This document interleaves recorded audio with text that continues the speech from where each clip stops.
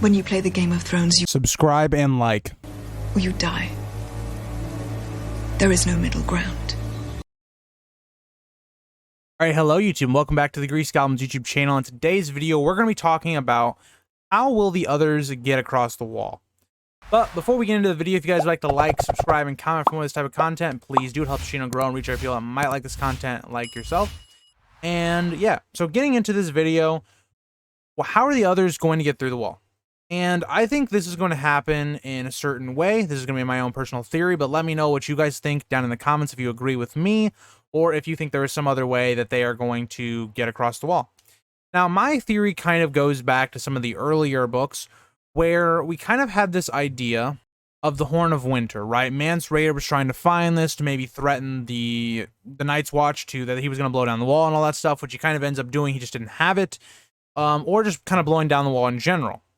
Now, he never finds the Horn of Winter, and I think it is found by Jon. I think Jon finds the horn in like the Night's Watch cache or whatever, and he eventually gives it to Sam. Now, why I think this is because A, it looks old and kind of ancient, and two, if this wasn't an important horn, it wouldn't be constantly kind of being brought up, and we're kind of reminded that Sam has it a lot, right? Sam thinks about this horn or looks at the horn a lot. Jon thinks about the horn that he gives to Sam quite a bit. And I think it also makes perfect sense for where this horn is right now, because Sam has the horn and has kept the horn and has brought it to Old Town. And it's very peculiar, struggling with the word, you know what I mean, that Sam would bring this horn all the way to Old Town if it wasn't important, right? Why would George kind of remind us that he takes this horn all the way to Old Town? Now, we also know that Euron is going to be in the realm of Old Town and possibly attacking it within the start of the next book, or maybe the midpoint of the next book. So for me, what I believe is going to happen is I think Euron is going to get the Horn of Winter from Sam, or maybe Sam blows it in an attempt to maybe alert Old Town that Euron's coming. Maybe he's the first one to see them coming, and he ends up blowing it, and that ends up bringing down the wall. Or I could see some situation where Euron takes this horn from Sam, realizing that it's very powerful or something like that, and blowing it himself, awakening, or not awakening, but kind of empowering the others and kind of the god of death, so to say, to come into Westeros. It would fit Euron's character, it would fit what he thinks he's trying to do, but it's going to have a different result in the wall coming down.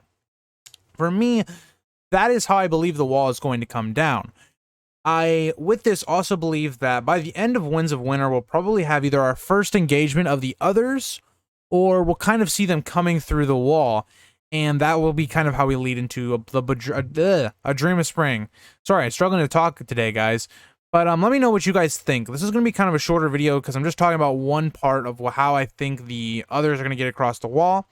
There are other kind of theories where people believe that kind of how in the show where they, Bran gets the mark from the Night King or whatever, that maybe he gets something similar to that and the magic of the wall doesn't work that way.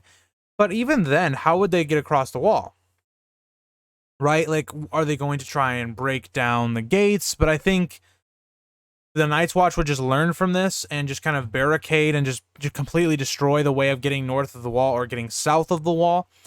So for me, I think the wall has to come down, at least in a certain area, to where the others can get through. I don't think this is going to be something where they kind of go around it or they do something like that. I think this is going to be something where the others just kind of, something happens where the wall comes down, they come pouring through, and we see maybe our first skirmish.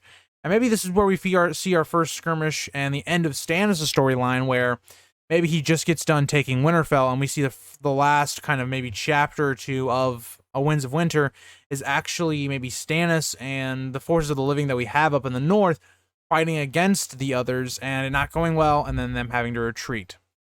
But yeah, let me know what you guys think about what I said in this video. If you disagree, you agree, what you think is going to happen, and I will see you guys all in the next video. Bye, guys.